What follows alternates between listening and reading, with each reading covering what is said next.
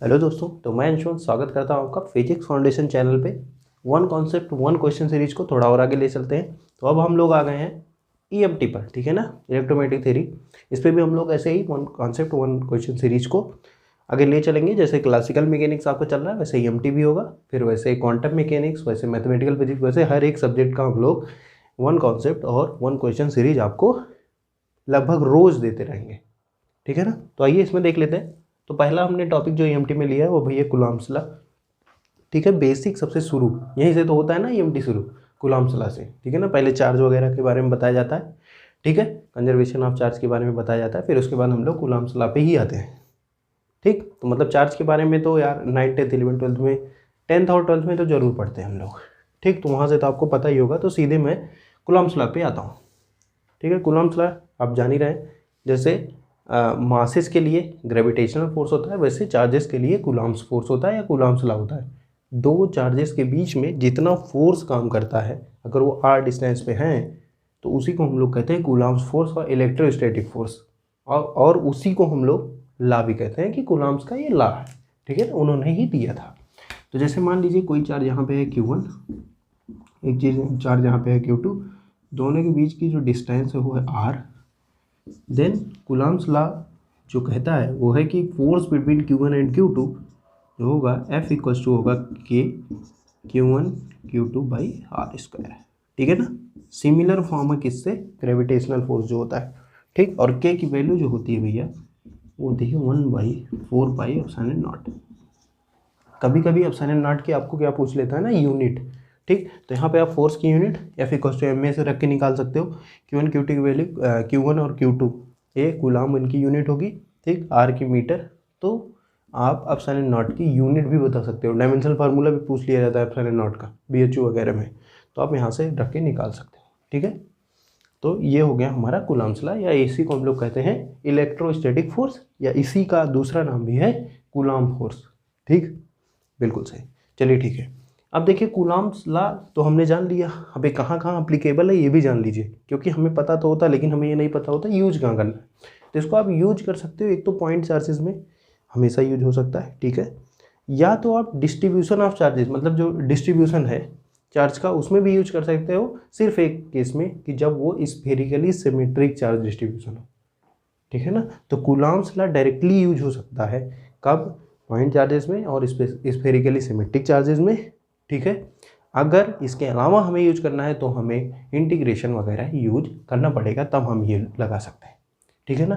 तो Coulomb's law देखो, तो पहले मैं बता देता हूँ कूलम्ब्स लॉ वेक्टर फॉर्म में कैसे लिखते हैं, ठीक है। मतलब कि फोर्स है तो ये वेक्टर क्वांटिटी है, इसको मैंने सीधे सीधे मैग्नीट्यूड फॉर्म में लिखा है, ठीक। तो अभी हम लिखेंगे वेक्टर फॉर्म में। फिर उसके बाद मैं ये बताऊंगा कि कूलम्ब फोर्स कैसे कैसे निकाल सकते हैं। अगर हमारा एक पॉइंट चार्ज है, एक स्टैंडर्ड ऑब्जेक्ट है, अगर दोनों स्टैंडर्ड ऑब्जेक्ट है तब हम कूलम्ब फोर्स कैसे लिखते हैं, तो इसके बारे में हम फार्मूले में चर्चा करेंगे, ठीक है ना। तो आइए देख लेते हैं। तो वेक्टर फॉर्म में हम कैसे लिखते हैं कूलम्ब्स लॉ, वेक्टर फॉर्म। और हाँ, एक एग्जाम्पल इसमें दे देता हूँ कि कूलम्ब्स लॉ हम कैसे नहीं लगा सकते। जैसे देखिए, मान लीजिए ये हमारा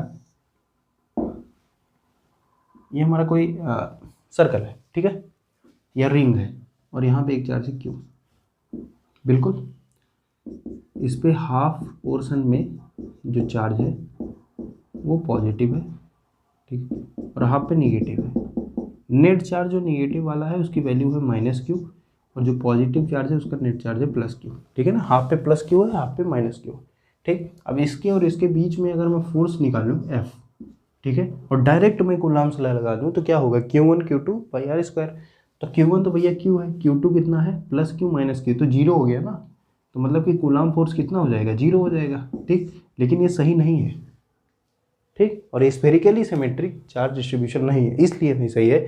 इसलिए हमें अगर इससे इसके बीच में फोर्स कैलकुलेट करना है तो हमें इंटीग्रेशन वगैरह यूज करना पड़ेगा। हम लोग डायरेक्टली कूलम्ब्स लॉ नहीं लगा सकते, क्योंकि ये पहली बात तो पॉइंट चार्ज डिस्ट्रीब्यूशन तो है नहीं, ठीक है। दूसरा स्फेरिकली सिमेट्रिक भी नहीं, इसलिए हम लोग इसमें डायरेक्टली कूलम्ब्स लॉ नहीं लगा सकते। समझ गए, बिल्कुल समझ गए, ठीक है। तो यही मैं कहना चाह रहा था। तो वेक्टर फॉर्म क्या होती है भैया कूलम्ब्स लॉ की, जैसे दो चार्जेस हैं, एक चार्ज यहाँ एक चार्ज यहाँ, इसको आप Q1 कह लो, इसको आप Q2 कह लो। यहाँ पे अपनी ओरिजिन है, ठीक है ना। अगर वेक्टर फॉर्म में लिखना है तो हमें एक ओरिजिन जरूर डिफाइन करनी पड़ती है, ठीक। तो आप इतना ध्यान रखेंगे। इसका जो पोजीशन वेक्टर है इसको मैं कह रहा हूँ R2, इसका जो पोजीशन वेक्टर है इसको हम कह रहे हैं R1, ठीक है। और इसके बीच का जो डिस्टेंस है इसको हम कह रहे हैं ये है R वेक्टर कह लो, बिल्कुल सही, ठीक है ना, ठीक। क्योंकि हमें पोजीशन वेक्टर लिखना पड़ता है ना, तो ओरिजिन हमें फिक्स करना पड़ता है, ठीक है। तो आइए लिख देते हैं। देखिए जैसे हम लोग अगर फोर्स लिखेंगे F इक्वल्स टू तो K Q1 Q2 divided by R square, जितना इनके बीच की डिस्टेंस है, इंटू R कैप, यही तो लिखते हैं। अब देखिए, अब हमें निकालना है कि फोर्स अगर Q1 पे निकालना हो या फोर्स अगर Q2 पे निकालना है, तो दोनों का पोजीशन वेक्टर अलग अलग है, ठीक है। तो Q1 पे फोर्स और Q2 पे फोर्स थोड़ा अलग होगा, ठीक है। कैसे अलग होगा, देखिए आपको पता है कि R कैप जो हम लिखते हैं उसको हम लिख सकते हैं R कैप इक्वल्स टू क्या लिखा जाता है, vector R divided by mode of R, ऐसे ही लिखते हो, ये तो लिखते हो भैया। तो मतलब कि हम लोग यहाँ पे ये भी लिख सकते हैं कि F वेक्टर, यहीं पे लिख देता हूँ, F vector equals to K Q1 Q2 divided by R cube into R vector, ठीक है ना। अब R वेक्टर और ये जो R वेक्टर है और ये मैग्नीट्यूड ऑफ R जो है ये डिफरेंट होगा Q1 और Q2 में, ठीक है। तो इसके रेस्पेक्ट में अगर लिखें, मतलब फोर्स ऑन Q1 लिखें, फोर्स ऑन Q1 अगर लिखना पड़े, ठीक है ना, Q2 की वजह से Q1 पे अगर फोर्स लिखें तो हम लोग लिखेंगे, ठीक है ना, यहाँ पे हम फोर्स देख रहे हैं इसकी वजह से, तो लिखेंगे K Q1 Q2 divided by mod of, ठीक है ना, क्योंकि ये मैग्नीट्यूड वाला R है, R A magnitude, mod of R है, ठीक है ना, उसका क्यूब, ठीक। तो लिखेंगे R1 minus R2, R1 vector minus R2 vector का क्यूब, ठीक है ना, इसके मॉड का क्यूब ले लिया, into R1 minus R2, R1 vector minus R2 vector, ठीक है, बिल्कुल सही, ठीक। ऐसे ही अगर हम लोग को Q2 लिखना है फोर्स, ठीक है, तो सेम वही Q1 Q2 divided by mod of R2 minus R1, और यहाँ पे R2 vector minus R1 vector, समझ में आया, बिल्कुल समझ में आया। तो ये फोर्स ऑन Q1, ये है फोर्स ऑन Q2, ये वेक्टर फॉर्म में है, ठीक है। तो जो वेक्टर क्वांटिटीज हैं लगभग यही ट्राई करिए कि अगर जैसे, अब वो तो क्वेश्चन के हिसाब से होता है, अगर आपको क्वेश्चन में वेक्टर के हिसाब से पूछा गया है कुछ तो आप वेक्टर क्वांटिटी में आंसर देंगे, अगर आपका वो स्केलर में पूछा गया है, मैग्नीट्यूड फॉर्म में दिया गया तो आप मैग्नीट्यूड फॉर्म में ये वाला फार्मूला यूज करेंगे, ठीक है ना। तो वेक्टर फॉर्म हो गई। अब इसके बाद मैं चर्चा करता हूँ कि कूलॉम्स लॉ हम कैसे लगा सकते हैं। अगर जैसे क्या है कि अगर दो बॉडीज़ की फोर्स में दो बॉडीज़ हैं, ठीक है, पॉइंट चार्जेस हैं, तो आप ये कर देते हो, एक पॉइंट चार्ज है, एक स्टैंडर्ड ऑब्जेक्ट है, तब कैसे निकालेंगे, और दो स्टैंडर्ड ऑब्जेक्ट है तब कैसे निकालेंगे हम लोग फोर्स, ठीक है। तो ये देख लेते हैं, ये समझ में आ गया होगा, बिल्कुल सही, चलिए ठीक है, इतना समझ में आया। अभी क्वेश्चन डिस्कस करूँगा, कोई दिक्कत है नहीं, ठीक है। क्वेश्चन तो बहुत सिंपल है, वो तो तुरंत ही हो जाएगा। तो क्या कह रहे हैं कि जैसे पॉइंट चार्जेस के बीच में आपने फोर्स लिख लिया, अब मान लीजिए एक पॉइंट चार्ज है और एक पॉइंट चार्ज है और एक स्टैंडर्ड ऑब्जेक्ट है ये वाला, ठीक। पॉइंट चार्ज क्यों है, ये एक स्टैंडर्ड ऑब्जेक्ट है, कुछ भी मतलब इसका कुछ भी चार्ज डिस्ट्रीब्यूशन मान लो रो, ठीक है, कुछ इसका चार्ज डिस्ट्रीब्यूशन है और इसके बीच में फोर्स लगाना है, ठीक। और ये स्फेरिकली सिमेट्रिक नहीं है, ठीक। अब हमें क्या करना पड़ेगा, हमें इंटीग्रेशन का यूज करना पड़ेगा, ठीक है। तो अभी देखिए, अगर इसकी वजह से यहाँ पे फोर्स, इस पे फोर्स निकालना है या फिर इस पे फोर्स निकालना है इसकी वजह से, ठीक है, दोनों फोर्सेस अपोजिट में होंगे। जैसे आपने पढ़ा होगा न्यूटन का थर्ड लॉ कि every action has equal and opposite reaction, ठीक है ना। तो ये जितना फोर्स इस पे लगाएगा वही इतना फोर्स इस पे भी लगाएगा, ठीक है। मतलब कि अगर आप यहाँ पे हो, इसको ओरिजिन मान रहे हो, तो इधर वाला फोर्स अगर मैं F मानूँ तो ये बॉडी इस पे माइनस F फोर्स लगाएगी इस डायरेक्शन में, ठीक है ना। तो मतलब कि अब आपको ये देखना पड़ेगा कि जैसे फोर्स हम लिखते हैं, force F vector this equals to क्या होता है, K Q1 Q2 divided by R square, ठीक है ना। ये लिखते हो, वेक्टर हटा देते हैं, ठीक। या इसको आप ये भी लिखते हो कि F equals to Q into E, ठीक है ना। ये क्या है, इलेक्ट्रिक फील्ड, ठीक है, इलेक्ट्रिक फील्ड दूसरे ऑब्जेक्ट की और जो चार्ज है वो जिस पे हम लोग फोर्स निकाल रहे हैं अगले वाले ऑब्जेक्ट की वजह से। तो मान लीजिए इस पे हम लोग अगर फोर्स निकाल रहे हैं तो इलेक्ट्रिक फील्ड किसकी होगी, इस वाले ऑब्जेक्ट की। अगर इस पे हम लोग फोर्स निकाल रहे हैं तो इलेक्ट्रिक फील्ड किसकी होगी, इस वाले ऑब्जेक्ट की। ठीक है, तो आपको अकॉर्डिंग टू क्वेश्चन देखना पड़ेगा कि कौन से ऑब्जेक्ट की इलेक्ट्रिक फील्ड यूज करना सही होगा, कौन से ऑब्जेक्ट का चार्ज। ठीक है ना। और इसका फार्मूला सीधे सीधे देखिए, फोर्स अगर आपको निकालना है तो F इक्वल्स टू के, मतलब ये तो कांस्टेंट है, इंटीग्रेशन क्यू तो वही है, और यहाँ पे डी क्यू। ठीक है ना, Q1 DQ2 इसको लिख देते हैं, इसको मैं Q2 मान रहा हूँ, मतलब Q2 चार्ज डिस्ट्रीब्यूशन पूरा इसका, इसको Q1 मान रहा हूँ, डिवाइडेड बाई आर स्क्वायर, मतलब इनके बीच की जो डिस्टेंस है वो r। ठीक है, तो ये फार्मूला आपका हो जाएगा अगर हमारा एक एक्सटेंडेड ऑब्जेक्ट है और एक पॉइंट चार्ज है। ठीक, अगर दोनों एक्सटेंडेड ऑब्जेक्ट हैं, तो क्या करना पड़ेगा भैया, दोनों एक्सटेंडेड ऑब्जेक्ट हैं, जैसे ये है और ये है मान लीजिए। ठीक, इनके बीच की डिस्टेंस है r, तो इसके बीच में अगर निकालना है तो आपको सिंपल k, तो यहाँ पे डबल इंटीग्रेशन, क्योंकि इस पर भी इंटीग्रेशन और इस पर भी, dq1 dq2 divided by R square. ठीक है, और इसको वेक्टर फॉर्म में लिखना है तो यहाँ पे आर कैप लगा दो और यहाँ पे वेक्टर लगा दो, आर कैप लगा दो। समझ पा रहे हो ना, बिल्कुल समझ पा रहे हैं। तो दो एक्सटेंडेड ऑब्जेक्ट के बीच में कूलम्ब्स लॉ, ये एक एक्सटेंडेड एक पॉइंट चार्ज, ये दो पॉइंट चार्जेस के बीच में मैंने आपको लिख के बता दिया। ठीक है, तो ये था भैया कूलम्ब्स लॉ का टोटल डिस्क्रिप्शन। ठीक है, तो कूलम्ब्स लॉ कहाँ लगाना है, डायरेक्ट आप तभी लगा सकते हो जब आपका पॉइंट चार्ज हो। ठीक है, दूसरा आप अगर स्फेरिकली सिमेट्री चार्ज डिस्ट्रीब्यूशन हो तब वहाँ पे आप डायरेक्टली कूलम्ब्स लॉ लगा सकते हो। बाकी अदर केसेस में आपको क्या करना पड़ेगा भैया, इंटीग्रेशन या डिफरेंशिएशन की मदद लेनी पड़ेगी। ठीक है ना, बिल्कुल समझ गए। तो कूलम्ब्स लॉ क्लियर हो गया। अब आइए क्वेश्चन कर लेते हैं। चलिए, तो क्वेश्चन क्या भैया, देखिए पढ़िए। पहला तो सीधे सीधे फोर्स का निकाल लो, फोर्स तो निकाल ही सकते हो। चलो आइए निकाल लेते हैं। फोर्स क्या है कि Q0 पे हमें फोर्स निकालना है, Q और ये इस वाले Q की वजह से। ठीक, ये x दिया है, इसको अगर थीटा मान लेते हैं तो इसकी वजह से इस पर फोर्स किस डायरेक्शन में लगेगा, जल्दी बोलो। ठीक है ना, अगर मैं ये कह दूं कि ये चार्ज निगेटिव है, ठीक है ना, जैसे पॉजिटिव निगेटिव को अट्रैक्ट करेगा, तो इस डायरेक्शन में एक फोर्स लगेगा और इस डायरेक्शन में एक फोर्स लगेगा। बिल्कुल सही। ठीक, इसका एक कंपोनेंट इस डायरेक्शन में, इसका एक कंपोनेंट इस डायरेक्शन में, इसका एक कंपोनेंट इस डायरेक्शन में, एक कंपोनेंट इस डायरेक्शन में, तो दोनों इधर वाले कंपोनेंट्स क्या हो जाएंगे, कैंसिल, बचेंगे क्या, दोनों नीचे वाले डायरेक्शन में। बिल्कुल सही। तो अगर मैं लिखना चाहूँ, सोल्यूशन करते हैं, देखिए force on Q0 this equals to, सीधे लिखो K Q1 Q2 का मतलब Q0, ठीक है, डिवाइडेड बाई आर स्क्वायर, और वो भी कॉस थीटा का कंपोनेंट है, तो मतलब कि यहाँ पे 2 कॉस थीटा, एक कॉस थीटा इधर से, एक कॉस थीटा इधर से, 2 कॉस थीटा। बिल्कुल सही। ठीक है, तो ये हो गया हमारा force on Q0, net force on Q0 इतना हमारा लग रहा है। अब कॉस थीटा की वैल्यू निकाल लो, cos theta equals to cos theta अपन बेस अपॉन हाइपोटेन्स। ठीक है ना, ये तो परपेंडिकुलर हो जाएगा क्योंकि थीटा के सामने वाला है, तो बेस अपॉन हाइपोटेन्स रख दो भैया यहाँ पे, तो F Q0 this equals to 2K Q0 divided by R मतलब कि हाइपोटेन्स, मतलब कि X square plus D square to the power 3/2 into X. तो फोर्स ऑन Q0 आपका निकल गया। बिल्कुल सही, ये समझ में आ गया।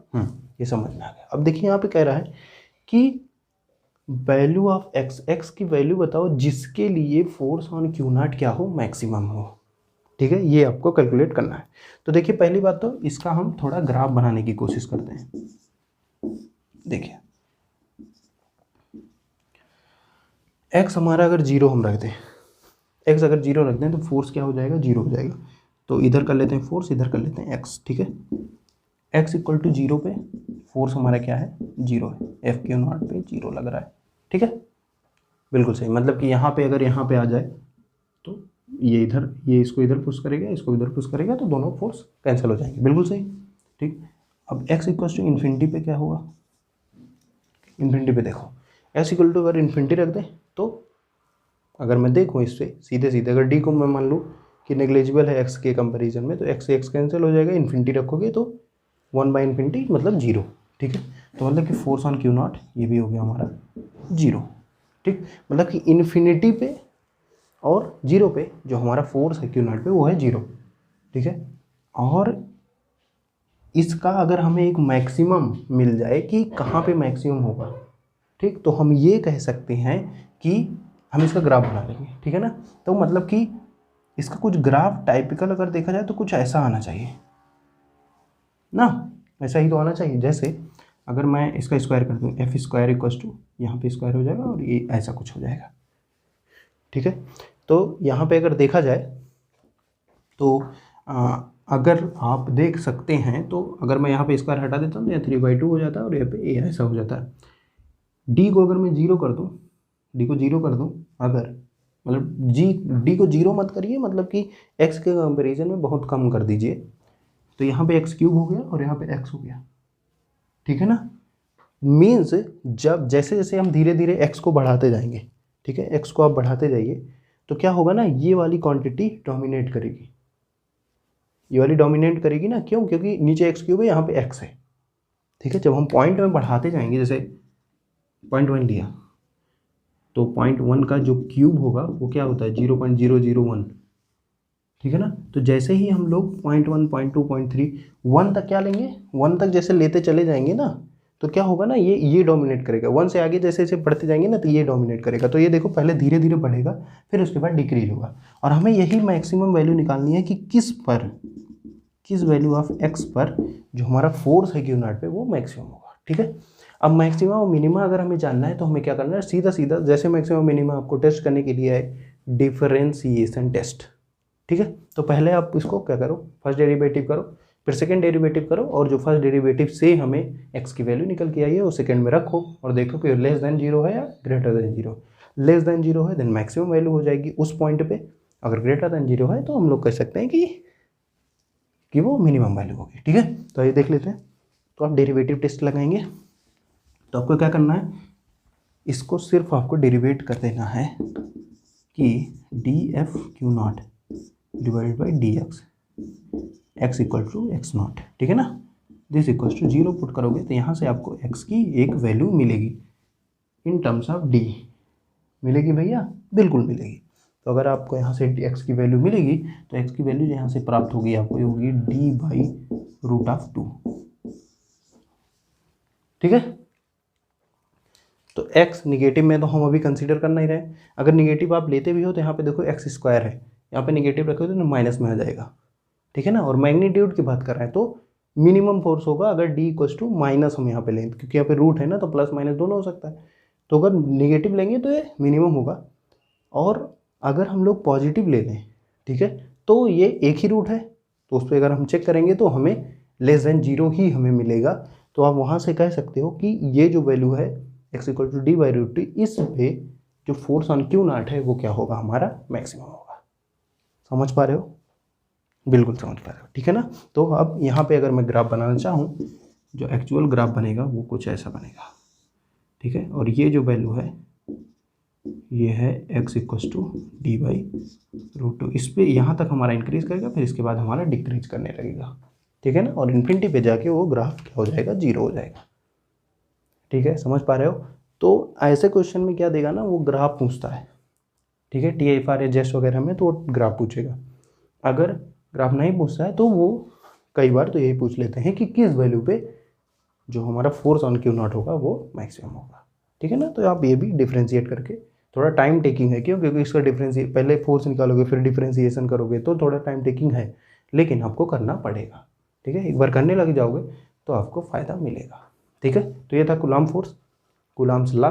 ठीक है ना, कूलॉम्स लॉ आपको पता चल गया, कहाँ अप्लीकेबल है ये पता चल गया, और एक क्वेश्चन यहाँ पे हमने डिस्कस कर लिया। अब मैं अंशुमन चलता हूँ, धन्यवाद।